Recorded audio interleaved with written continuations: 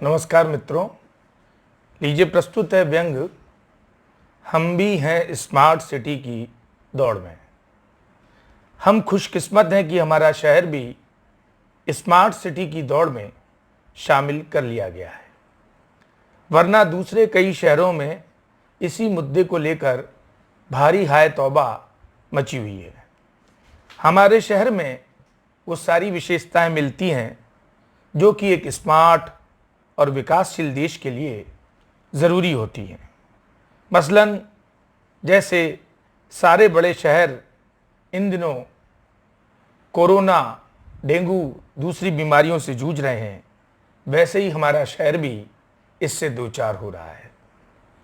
लोग बेमौत मर रहे हैं और प्रशासन चैन की बंसी बजा रहा है।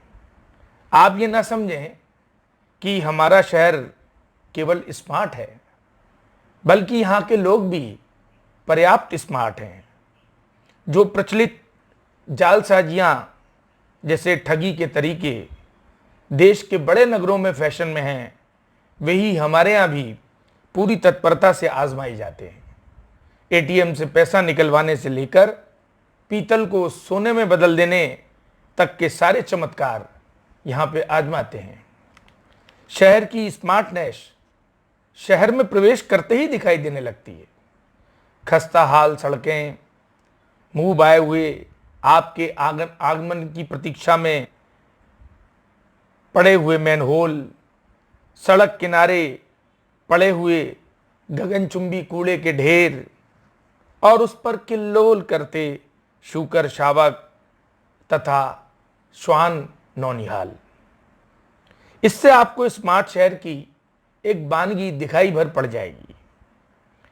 आवारा पशु हमारे शहर की शान है। ये पूर्णतः स्वतंत्र हैं। इन पर कोई नियम कायदे लागू नहीं होते। इनके पालक दूध निकालने के बाद इन्हें शहर भर की यातायात व्यवस्था का मुआयना करने को छोड़ देते हैं।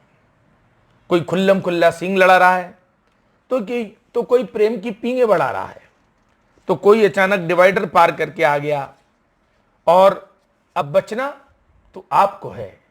आखिर शहर स्मार्ट होने जा रहा है तो क्या पशु स्मार्ट ना होंगे? क्या वे मध्य युग में ही पड़े रहेंगे जीवन भर? दुकानें सुरसा के मुंह की तरह बढ़ती चली आ रही हैं और उन्होंने सड़क और फुटपाथ के अंतर को खत्म ही कर दिया है।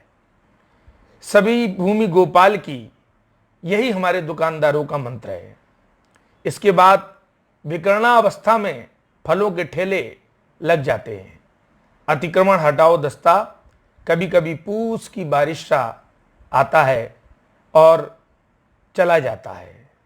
इधर दस्ता रवाना हुआ, उधर अतिक्रमी वापस कुकुरमुत्ते की तरह उगाते हैं। ये एक आंख मिचौनी का खेल है जो शाश्वत भाव से प्रेम पूर्वक आपसी समझदारी के साथ चलता रहता है। किसी शहर का स्मार्ट होना शहर के बाशिंदों पर निर्भर करता है और इस मामले में मेरे शहर के नागरिक कतई पीछे नहीं है। उनमें स्मार्टनेस कूट कूट के भरी हुई है। बच्चा बच्चा अपने हितों को समझता है। बिना मतलब के वे आपके साथ समय खराब करने में विश्वास नहीं रखता। धार्मिक कर्मकांड तो हमारे शहर की शोभा है। सड़क उसे बीच से खोद के भगवती जागरण करना और बाद में चंदे की राशि से मदिरा पान का जुगाड़ करके सिर्फ फुड़ब्बल करना उनका शगल है।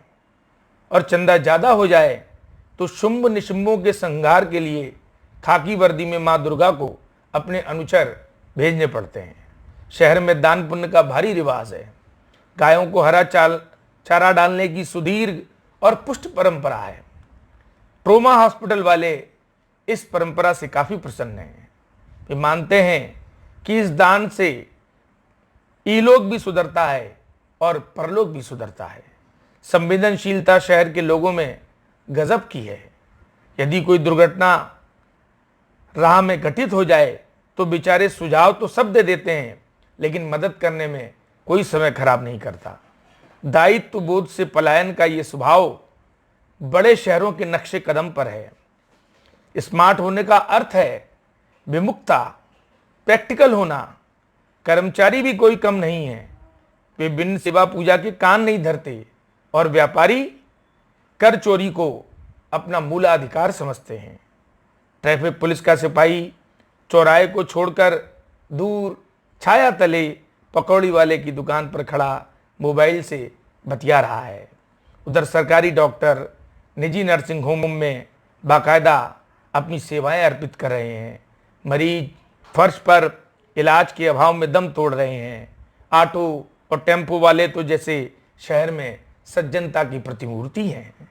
उनकी सभ्यता देखते ही बनती है। उन्हें 100 रुपये से नीचे की गिनती तो आती ही नहीं है। वे किसी भी जगह का किराया 100 रुपये से शुरू करते हैं। महिलाओं और वृद्धों से दुर्व्यवहार करना उनकी आचार संहिता का हिस्सा है। गलत दिशा में गाड़ी चलाना, तेज संगीत बजाना, बिना हाथ दिए मोड़ लेना, ये उनके नित्य प्रति स्टंट का एक भाग है। हमारे नेता सदैव एक दूसरे को नीचा दिखाने में रात दिन लगे रहते हैं। उन्हें शहर के विकास की कम, अपने कारिंदों को उपकृत करने की चिंता ज़्यादा सताती है। परिणाम स्वरूप शहर वहीं का वहीं ठहरा हुआ है। आधा अधूरा बाईपास, बीमार सा मेडिकल कॉलेज और जगह जगह खुदी हुई सड़कें हैं। लेकिन नेताओं का ग्रोथ रेट लगातार बढ़ रहा है।